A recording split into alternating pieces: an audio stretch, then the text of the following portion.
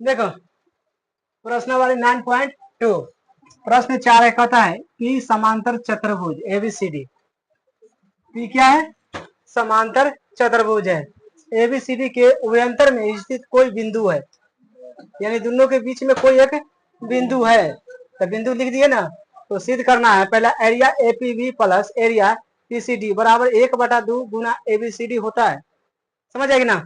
दूसरा में area APD plus area PBC बराबर area APB plus area PCD सिद्ध कर लाना है। हल करेंगे पहले,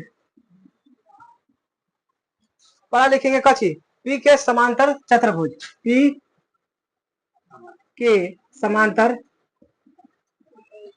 चतुर्भुज कौन है? पी के समांतर यानी ई समांतर कर दिए तो ई और ई हो जाएगा, हो जाएगा कि ना।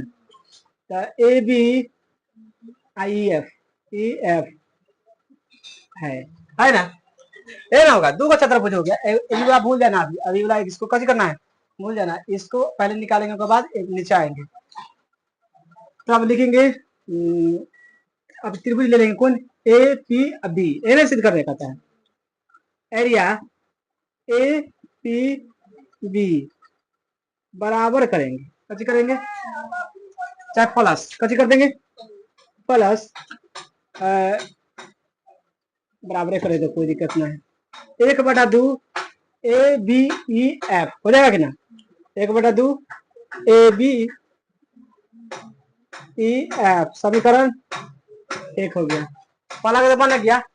अब इधर करेंगे तो पी का समांतर कौन होगा? ई एफ होगा कि ना। फिर से तो लिखेंगे पी का समांतर चतुर्भुज। समांतर चतुर्भुज कौन कौन होगा? E F C D. E F C D है, हो गया। तब कौन होगा त्रिभुज? सी चाहे पी सी डी है ना, होगा कची में पी सी डी है ना। P C D P C D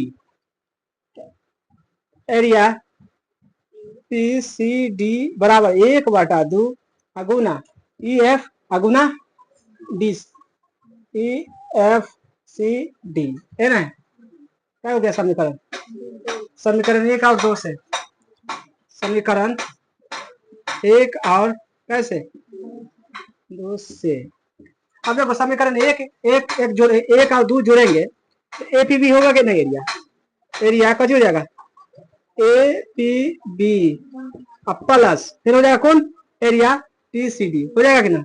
area P सी और डी हो गया, बराबर करेंगे। अब बच गया एन वाला ना, तो ई एफ से ई एफ कट जाएगा, कट गया कि ना। ई एफ से ई एफ कट गया, बच गया ए बी आई में बच गया कची जी, तो बचेगा 1/2 ए बी सी डी कची हो गया, प्रूव्ड हो जाएगा, हो गया ना। अब बच गया फिर से कची, अतः area A P D plus area P B C, area A P D plus area P B C बराबर क्या होता है? 1/2 A B C R D. जब इसका बराबर ही हो सकता है कि ना, तो लिखेंगे अतः area A P D plus area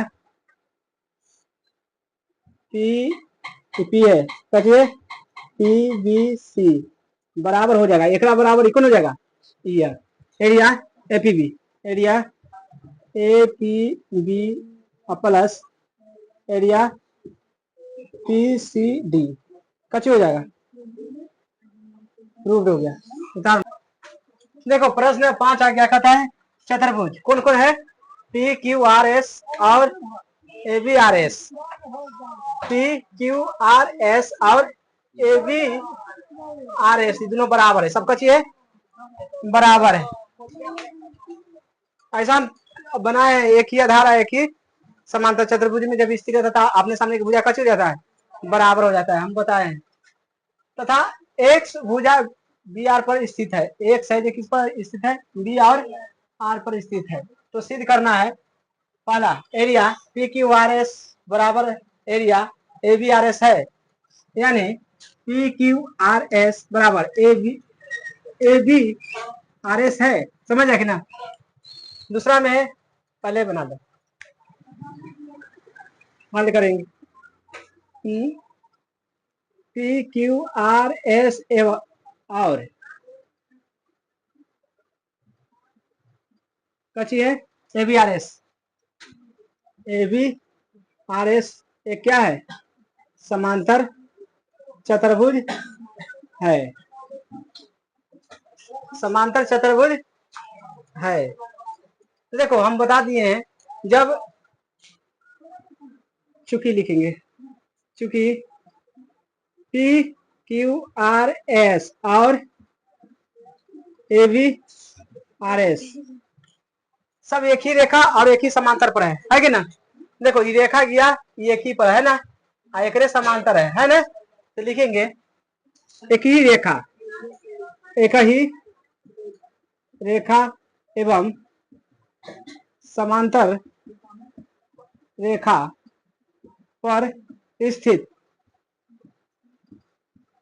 बिंदु समांतर होते हैं। कच्चे होते हैं इसीलिए बराबर हो जाएगा ए मतलब P Q R S area P Q R S बराबर area P Q R S बराबर हो जाएगा ए बी और एस आर, ये ना होगा ए बी आर एस का हो जाएगा कि ना। ये कच्ची हो जाएगा प्रूफ। समीकरण एक मान लो, समीकरण प्रूफ तो पहला हो गया ना, दूसरा में सिद्ध करना है। अब किस में सिद्ध करना है, एरिया ए एक्स हटाओ इसको, area P Q R S बराबर करेंगे, कच्ची करेंगे बराबर तो हो जाएगा कच्ची ए एक्स एस, चाहे इसको हटा कर 1/2 कर सकते कि ना, ए बी एस आर कर सकते कि ना, ए बी एस आर। अब देखो समीकरण इसको मान लो क्या है, एक मान लो, इसको 2 समझना। समीकरण 2 से, समीकरण कैसे 2 से समझना है। इतना बराबर इस लिख सकते हैं कि ना, चाहे इतना बराबर ये लिख सकते हैं। हमको सीध कथी करना था, तब इसको जगह त्रिभुज निकाला है ना, ए एक्स एस लिख दो है कि ना, तब हो जाएगा एरिया ए एक्स एस बराबर एक लगुन हम इसको लिख सकते हैं कि ना, कहाँ गया ई, एकदम लिख सकते एक इतना बराबर इतना हम लिख सकते, तो हो जाएगा कची पी क्यू आर एस कच हो जाएगा 1/2 एरिया कच हो जाएगा पी क्यू आर एस कच हो जाएगा प्रूव्ड।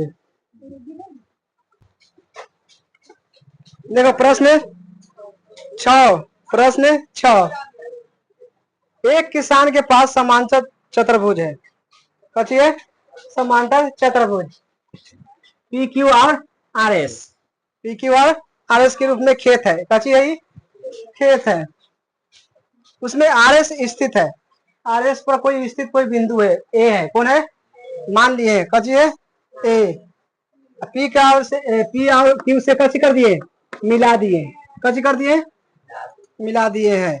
तो खेत में कितने भागों में विभाजित किया गया है, क्या भाग हो गया 1 2 और 3, इतना पता ना है क्या भागों में विभाजित है 3 भागों में। इन भागों को आकार क्या है बताना है, आकार क्या है त्रिभुजाकार है, कैसा है।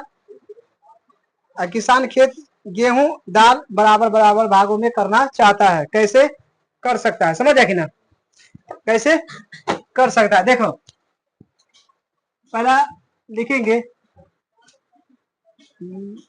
पी क्यू आर एस ए कथी है खेत है, कथी है खेत है,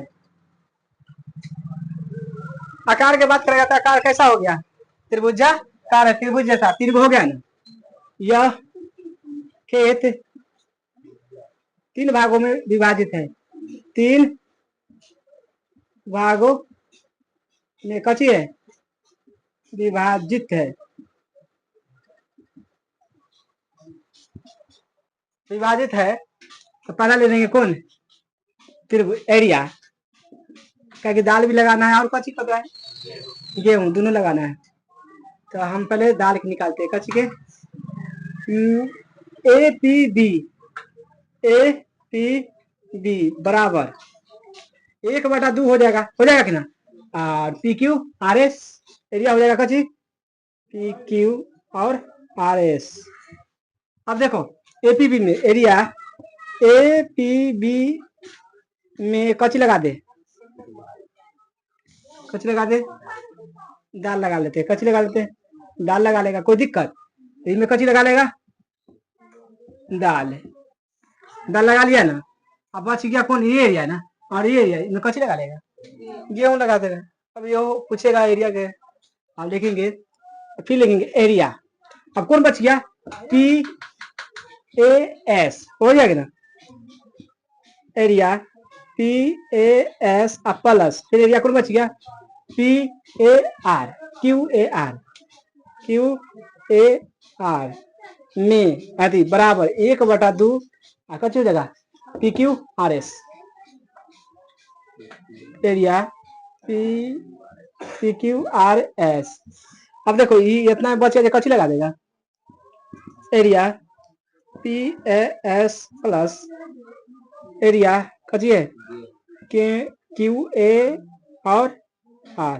बच गया, कची लगाएगा, गेहूं लगा देगा, कची लगाएगा, कची हो गया आंसर।